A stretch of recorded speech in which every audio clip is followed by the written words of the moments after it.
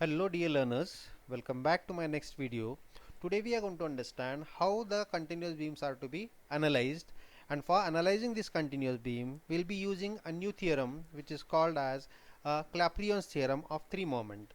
Today we are going to see the introduction, how this particular equation is to be found, and that ruling equation shall be used everywhere for analyzing the continuous beam. Now let us understand why this has become essential to understand the analysis of continuous beam. If you remember, earlier we have started with the analysis of fixed beam.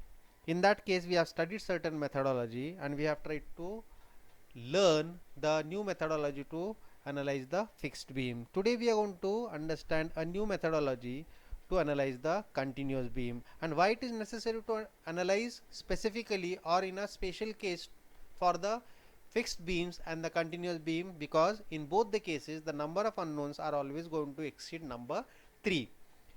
So in order to find out those extra number of unknowns, we need certain basic equations to be resolved, and by using those particular new equations we are going to find out the various unknowns in this. And after applying that particular ruling equation, what else is remaining is the three basic unknowns which we have not taken it as a redundant. Those can be found out by the application of condition of equilibrium.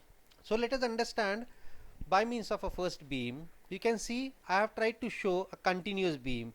This beam is continuous beyond point C as well as beyond point A.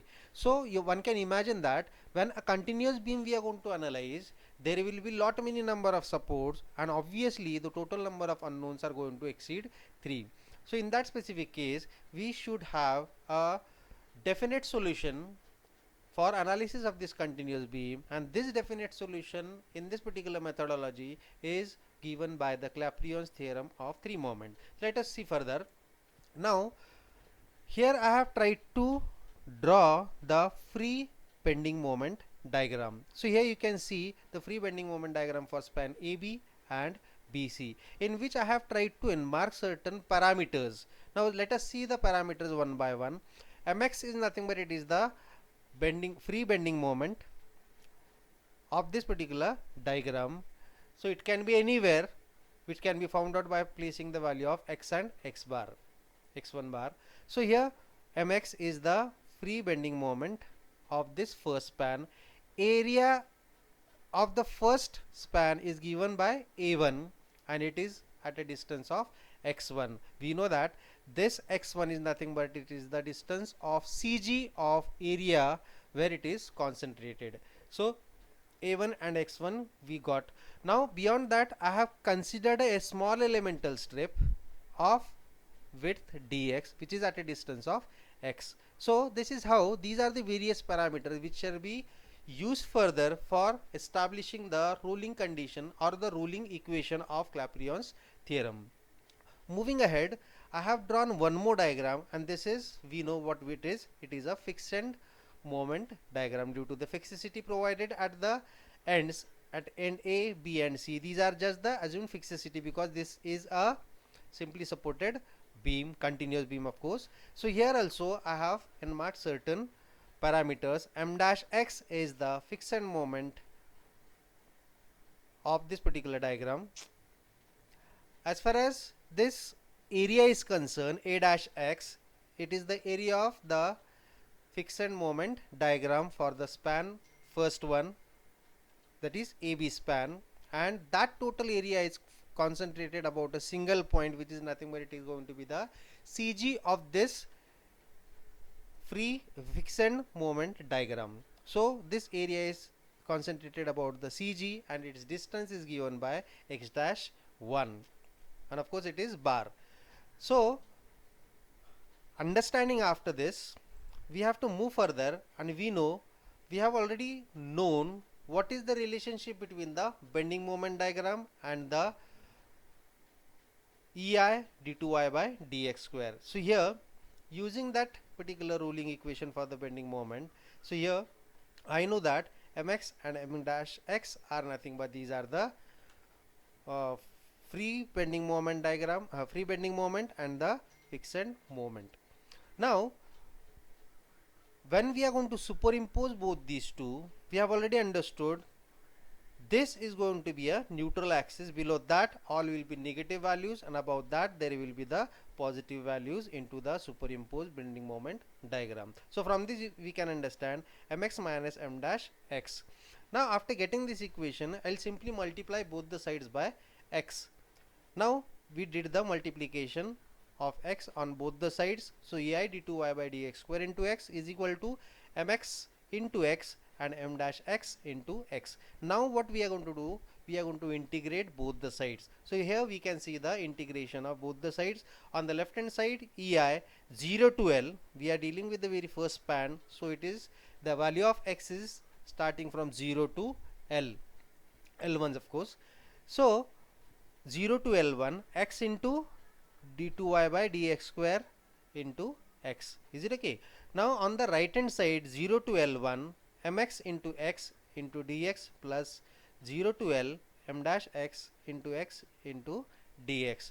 Now when we are going to integrate it, as far as the left hand part is concerned, let us first of all integrate that. See ei in the bracket x dy by dx minus y from the limits of 0 to L1. So this is how we did the integration first of all for the left hand part of this particular basic equation, calling that equation as equation number A. Now we know that by using the boundary conditions we will be able to find out the definite, what we can say, value for this particular left hand side. Now what is that particular boundary condition? Now we can see here for the span AB, here at x is equal to 0, deflection is equal to 0, and at x is equal to L1, again there also deflection is equal to 0. But at B point, at x is equal to L1, simply deflection is 0, there occurs a slope which is moving in this particular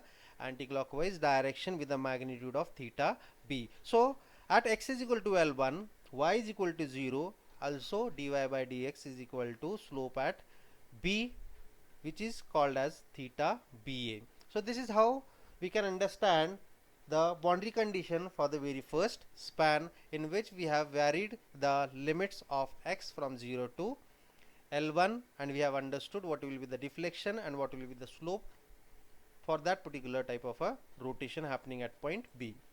Moving ahead, again the same equation I have written once again here, so that we can have in a glance what's going on in the analysis of this particular type of a continuous beam. So here, as we can see here, there are the various boundary conditions, and here this is what is the equation number A.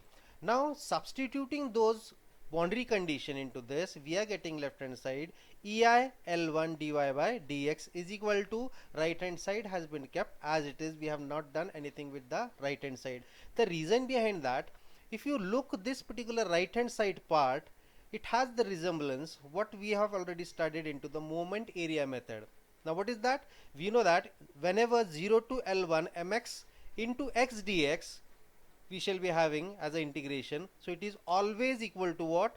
It is the moment of the area. So here area we have and its moment, and for taking a moment the perpendicular distance was required, and x1 bar was the perpendicular distance. So we are going to take a moment of a1 about point A, so a1 into x1 bar. So this is what is the integral part of 0 to L1 mx x dx. This is nothing but what? It is the moment of free bending moment diagram on the span AB about point B, or if we can take it about point A also, because it is a symmetrical figure. Now similarly a dash 1 and x1 dash bar is equal to what? It is the moment of fixed B bending moment diagram on AB part about point A or B. Once again I'll say this being a symmetrical, so in order to keep it very simplified, always this being a midpoint, we take all the moments of the areas about point B, or we can also take it as about point A, because this is a symmetrical figure. Now going beyond that, I hope you have understood what we did with this particular equation number B. The right hand side first term is nothing but it is the moment of the area, and the second term is nothing but it is the moment of area about point B or about point A. Now substituting all these values into the basic equation number B, so EI L1 dy by dx, already we know what is dy by dx. Dy by dx is equal to theta BA. As far as the right hand side part is concerned, first is what?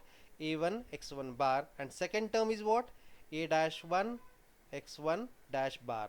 Is it okay? So simply we have substituted all these conclusions and the discussions into the equation number B. So we have formed with the new equation number C, that is E1 EI L1 theta BA is equal to A1 x1 bar minus A1 dash x1 dash bar. Is it okay? Now here in this case A1 x1 is related to what? Free bending moment diagram, which is going to vary onwards. How it is going to vary? The moment we change the type of loading, this value of A1 and x1 is going to change, and that is why I have done nothing with this particular first part.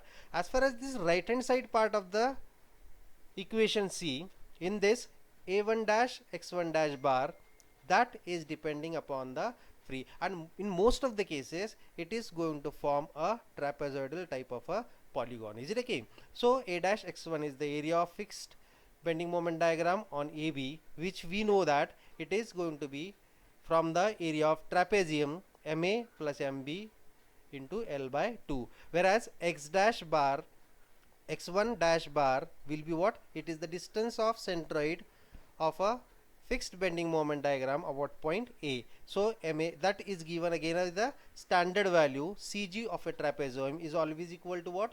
MA plus 2MB divided by MA plus MB into L by 3. So this is how we have worked out the value of A dash 1 and x dash 1 bar. Is it okay? Now moving ahead, we have already established this equation number C, and we have also found out the value of A dash x1 dash bar and A dash x1 dash bar. So here simply multiplying A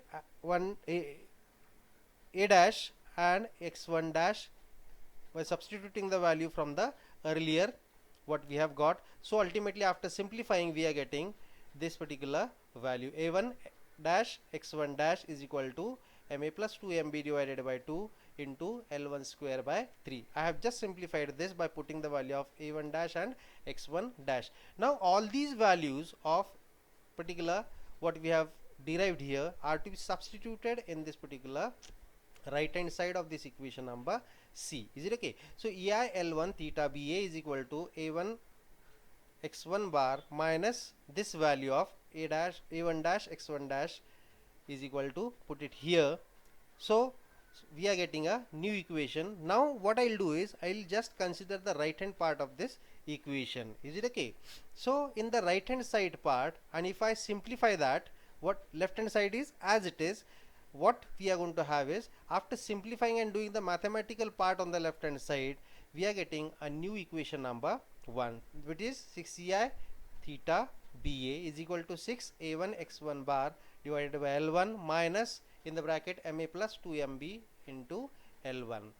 So same thing what we did for the first span AB can be done for the second span BC. So we are having a new equation number 2, which is for the span BC, that is 6EI theta BC is equal to 6 A2 x2 bar divided by L2 minus in the bracket MC plus 2MB into LT. So this is equation number 2. Now here already we have concluded that what is this theta BC? Theta BC is what? It is the slope of BC about point B. So this is what I was talking about.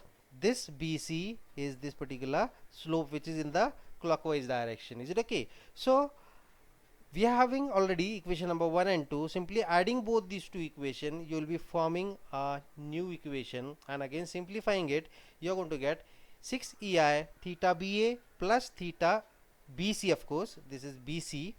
Theta BA plus theta BC is equal to 6 A1 x1 bar by L1 plus 6 A2 x2 bar by L2 minus this particular bracket MA L1 plus 2MB in the bracket L1 plus L2 plus M2 MC L2. So calling this as equation number 3. Now let us understand further from this particular figure what can be derived or what can be more simplified. So here you can see that theta BA is in the anti-clockwise direction, whereas theta BC is in the clockwise direction, and at point B both has to have certain specificness. Is it okay? And what is that?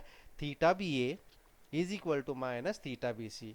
This is anti-clockwise and this is clockwise. So ultimately from this we can have theta BA plus theta BC is equal to 0. That means if I add up both the slopes at this particular point, so that has to be equal to 0. Now using this particular in the earlier equation number 3, so we have this 6 EI theta BA plus theta BC, theta BA plus theta BC is equal to 6 A1 x1 bar by L1 plus 6 A2 x2 bar by L2 minus this particular was equation number 3. So simply what I did is I have substituted a value of theta BA plus theta BC here, so that is equal to 0. So the left hand side has become equal to 0 and the right hand side remains as it is. Now altering this particular equation, I can rewrite this equation once again by taking this value on the left hand side. Is it okay? So one more mistake over here, this is minus, so there it has to be minus, the some spaces left here. So we are having a new equation number 4, MA L1 plus 2MB in the bracket L1 plus L2 plus MC L2 is equal to 6 A1 x1 bar by L1 plus 6 A2 x2 bar by L2. So this is what is a governing equation for the Clapeyron's theorem of three moment. And already we have understood what are the parameters involved. MA, MB and MC are the fixed moment at point A, B and C. L1 and L2 are the spans. A1 and A2 already we have understood. A1 is the area of free bending moment and A2 is the area of A2 dash, of course A2 dash A1 A1 and A2. A1 is the valid for first span, A2 is valid for the second span. X1 and X2 are the corresponding value of the CGs of A1 and A2. Now let us try to understand in a very simplified way. So here I have drawn a line diagram for a span ABC. Is it okay? So here on this end one can understand there is only one moment. So rather one by one we will be understanding. Take first span and show the couples due to the fixicity effect. Is it okay? So MAB and MBA. For the second span, MBA and MC. Is it okay? So MAB, or rather we can call it as MA, MB. So these two has to be in equilibrium. Already we have seen here theta BA plus theta BC should be equal to 0. Similarly, the moment at this particular point are going to get balanced. So that is why if this is clockwise MB, so there has to be anti-clockwise MB. Is it okay? And on the C point there is only one couple. Is it okay? That is MC. So looking simply at this figure, I can establish the relation equation number 4, which is called as the governing equation of a Clapeyron's theorem. So if I add all this, MA plus MB plus MB plus MC into their corresponding distances L1. So MA into L1, MB into L1, again MB into L1 plus MC into L2. Is it okay? So this is how we have. So here only one MA is occurring, so only one MA. There are two MBs, so this is 2 MB, and only one MC, so this is 1 MC, and its perpendicular distances. This is again, in short, we can say that we have taken a moment of a couple. So in this ruling equation, as we can see, there are three moments involved. Moment number 1 MA, second moment MB, and third moment MC. That is why it is called as three moment theorem. Is it okay? Clapeyron's three moment theorem. So these are the various parameters which are been involved into this, and we have established a governing equation. We have understood each and every parameter related to this particular analysis of the continuous beam. So always remember, this is going to form a basis for the analysis of the continuous beam, and every now and then we are going to use this particular equation. Now depending upon the support condition, these values of MA, MB and MC are going to change. That we shall be seeing in the later stage. So now hope you have understood what we had as a governing equation for the three moment theorem, Clapeyron's three moment theorem. Now let us take first standard case.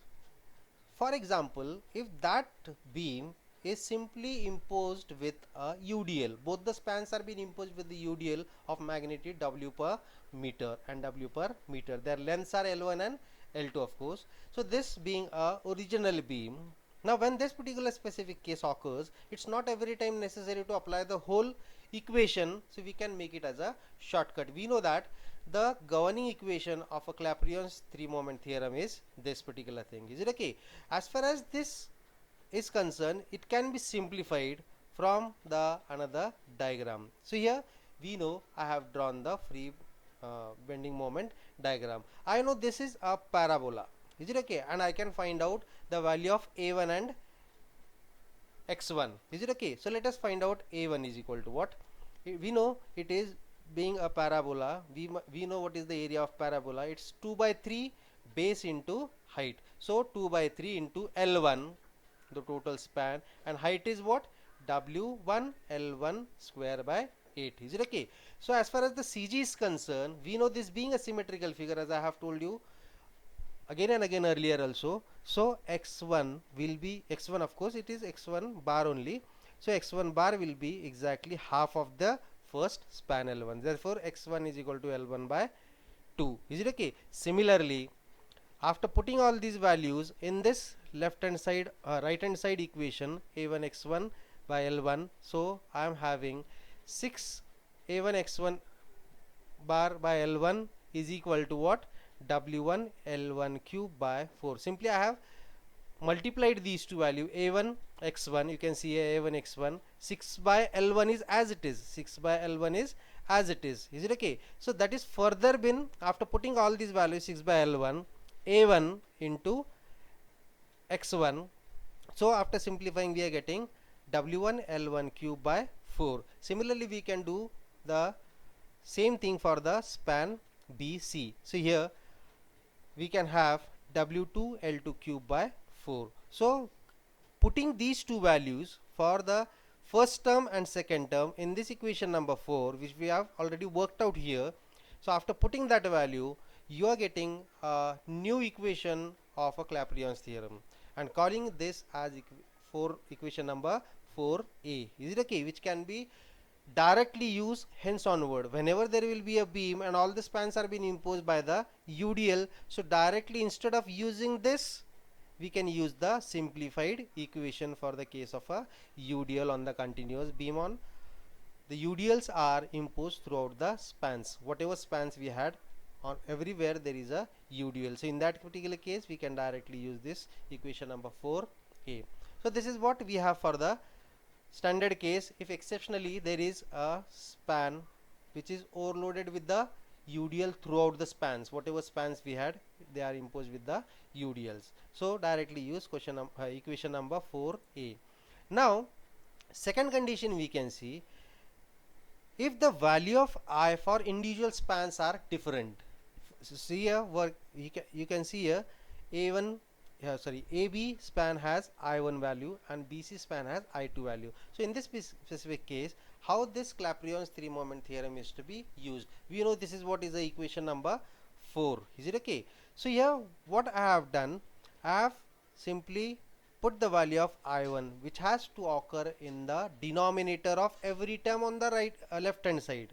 So you can see here, and not only on the left hand side, it is occurring on the right hand side. In earlier case it was not shown, because if in earlier cases the moment of inertia was constant, so I1 is equal to I2, so that is simply I and I. Is it okay? So in that case, if I put here ma L1 by I, this total second term divided by I, third term divided by I, so I can take out I common here in this case, and on this particular case right hand side also I'll put the value of moment of inertia in the denominator. I1 here, I1 L1 and I2 L2, again I can be taken out as a common on the right hand side of this particular equation number 4. So this I on the left hand side and the right hand sides are going to get cancelled. That's why there was no any resemblance or existence of I in this particular equation. But when we are coming across a beam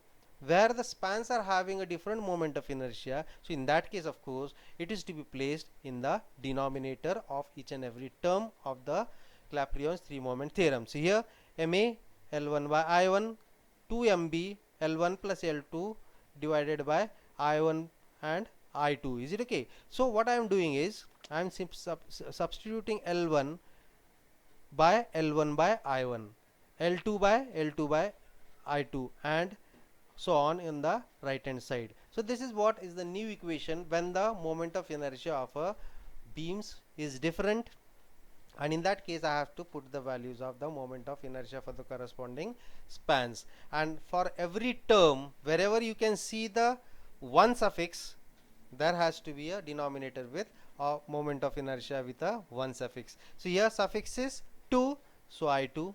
So here suffix is 1, so I1. So suffix is 2, so I2. So this is our new equation when the moment of inertia are different for each and every span, calling that equation as equation number 4b. Moving ahead, there are certain cases where the supports are being provided at the different level. They are not at the same level. So in that particular case, we have to substitute the value for the sinking effect. So when the supports are at different level, it is also been called as a sinking of that particular support with respect to one of the support. Is it okay? So here I am considering HA is equal to deflection at B. Is it okay? That is the, as compared to this particular center point, this A point is at a distance of HA. Is it okay? Similarly, C point is at a distance of HB. So correspondingly, at point HA, if I have to find out a value of HA, how we are going to do it? See, so reference minus deflection at A, or the point under consideration. I am considering a point number A. So here we can say HA is equal to 0. 0 is what? This is the deflection of B. Is it okay? So deflection at B is equal to 0, which is taken as a reference. Is it okay? So 0 minus HA will be the total value of sink at this particular point B, and this value is for A point. Is it okay? So we are having HA is equal to minus HA. Is it okay? Similarly, HC, the sinking effect of this point C about point B, so that is to be found out by what? HC is equal to deflection at B minus deflection at C. Again I am going to take this center point as the reference, and with respect to that I am going to find out the deflection of the other point. Is it okay? So HC is equal to deflection at point B is equal to 0, so minus HC. HC is what? Deflection at point C. Therefore we get HC is equal to minus HC. Now all these values of the sinking effect or the difference of the levels of the support, those are to be utilized in equation number 4. Now let us see how those are been introduced into this particular basic equation of a Clapeyron's three moment theorem. So here this is what is the equation number 4. Now what has added here, you can see here. So from this point to this point everything is as it is, only I have considered the effect due to the sinking. Is it okay? So here sinking is HA and HC, which those values are been already found out, minus HA and minus HC. So here minus 6E HA by L1 minus 6E HC by L2. So corresponding deflection for individual spans are to be substituted. For first span with reference to the B point, sinking is how much? HA, and it is negative HA, so minus HA. Otherwise if it would have been on the downward side, so this would have been plus 6 EHA by L1. So this is how we have to utilize this particular effect due to the supports which are at the different level, or this is also been called as a sinking effect of the support. So this is what we can understand how this particular analysis of the continuous beam is to be done, depending upon how and what conditions are going to prevail into that particular type of the beam. Is it okay? So in today's lecture we have seen basically two spans imposed with the UDL. In that case we have drawn the free bending moment diagram and the fixed moment diagram. From those we have understood the various parameters such as a1 and x1 bar. Similarly, we know the understanding of that a1 and x1, what those are, that already we have studied. After that we have considered specific cases when simply UDL is imposed on both the spans or all the spans. In that particular case we have gone through equation number 4b. Here you can see. So this is what is the equation for the beams which are imposed with the UDL. Going beyond, we have understood the effect of the differential value of moment of inertia. The value of moment of inertia is different, so we are going to use this particular equation where the value of I is coming into the denominator of each and every term of equation number 4. When there is a sinking effect, so with respect to the reference B, how much it is going to sink. Is it okay? So minus HA and minus HC, so those are being extended into this particular basic equation number 4. Is it okay? Or 4b. Is it okay? So this is how we have to analyze the continuous beam, and this is a very important tool because this is one of the way how we are going to analyze the statically indeterminate structures where the number of unknowns will be always more than 3. So this is what we are having for today. In the next classes we shall be understanding the analysis of continuous beam by using the Clapeyron's theorem of 3 moments. So thank you very much and have a nice day.